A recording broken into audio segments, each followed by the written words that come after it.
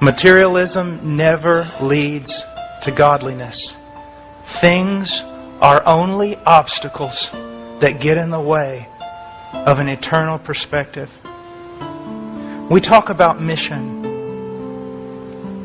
There will be some of our brothers tonight in places around the world on mission for God. They will starve to death tonight because of their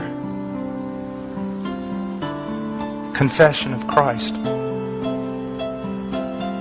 There are others that will live in places you wouldn't put your pigs for the sake of Christ.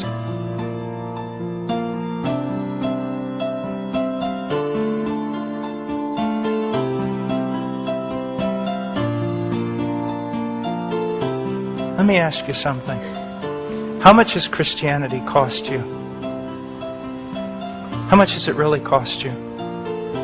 How much have you had to suffer for the sake of Christ? How much have you lost for Him?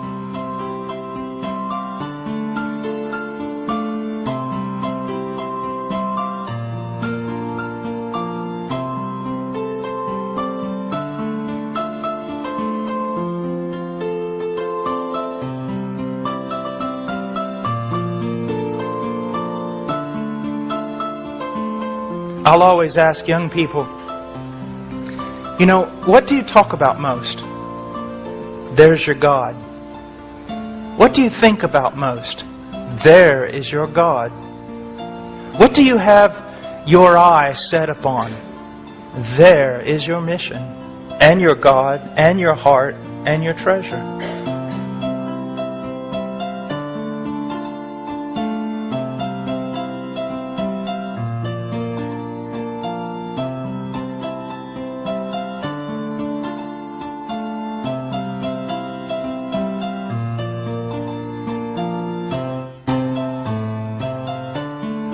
What consumes you?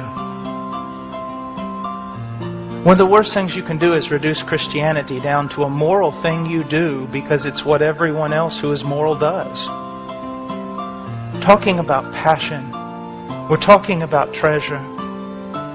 Now, let me say something very, very revealing about myself, about human nature, about men. When I was in Peru serving the Lord, it was during a terrible war. People were dying all around.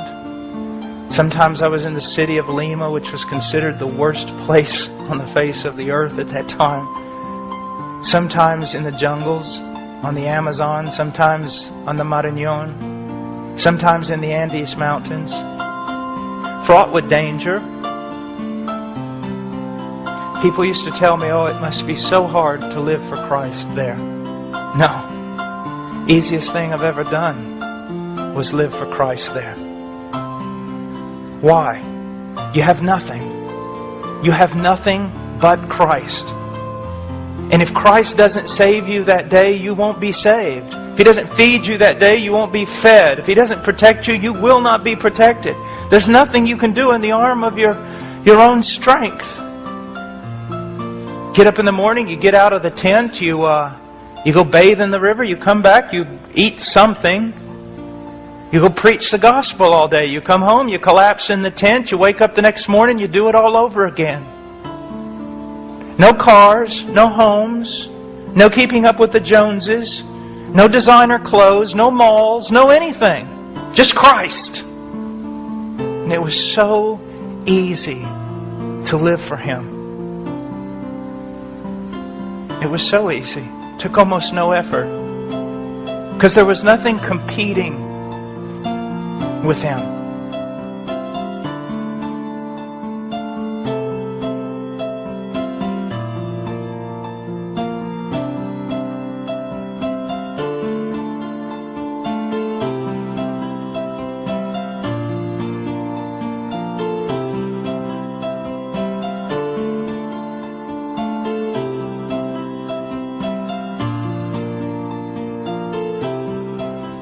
I feel like one of the worst things that ever happened to me, even though I know it isn't, because it is within the will of God, God called me to come back to the United States.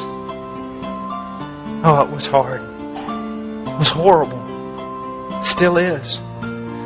Try being in Peru and all that poverty, and then snap yourself out of there in 1 second and stand in the middle of a North American mall. It'll make you want to puke.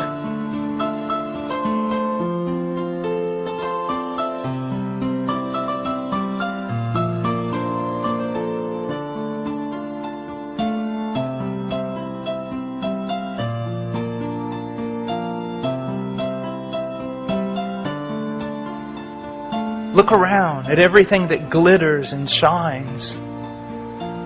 Just make you nauseous.